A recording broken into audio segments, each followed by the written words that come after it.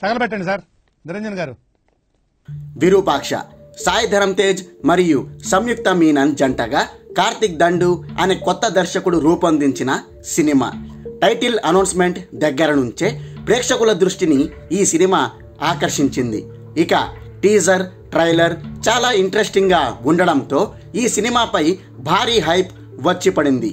తాము ఒక horror thriller cinema చూడబోతున్నామనే అంచనాలు ప్రేక్షకుల్లో నెలకొన్నాయి.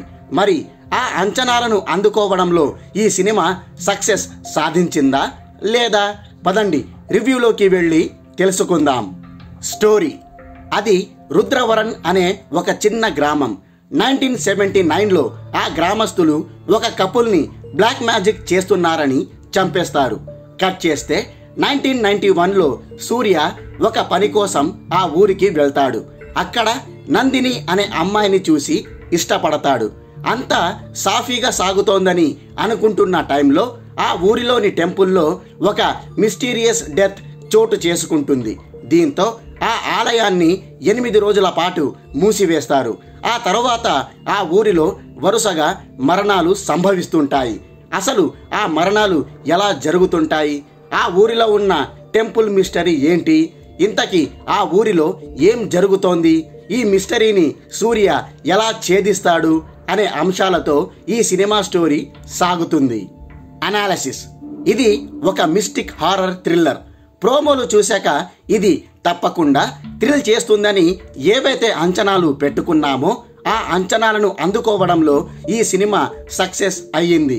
సుకుమార్ శిష్యుడైన డైరెక్టర్ కార్తిక్ దండు ఈ సినిమాని అద్భుతంగా రూపొందించాడు.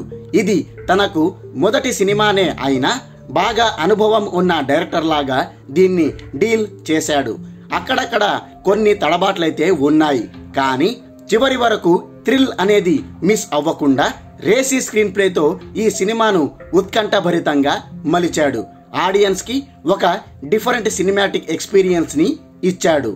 ఫస్ట్ హాఫ్ విషయానికి వస్తే ఈ సినిమా స్టార్ట్ అవ్వడమే ఒక ఇంట్రెస్టింగ్ ఎపిసోడ్తో ప్రారంభమవుతుంది.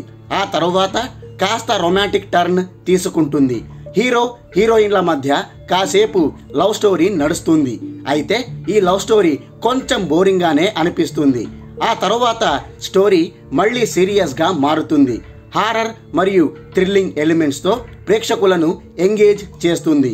ఒక మైండ్ బ్లోయింగ్ ట్విస్ట్తో ఇంటర్వెల్ బ్యాంగ్ ముగుస్తుంది. ఇక సెకండ్ హాఫ్ మొత్తం ఆ ఊరిలో జరుగుతున్న మిస్టరీని హీరో ఎలా ఛేదిస్తాడు అనే అంశం చుట్టూ అల్లుకొని ఉంటుంది. విలన్కి చెందిన ఫ్లాష్ బ్యాక్ ఎపిసోడ్ చాలా ఇంప్రెసివ్గా ఉంది. చివర్లో క్లైమాక్స్ ఎపిసోడ్ అవుట్ స్టాండింగ్గా ఉంది.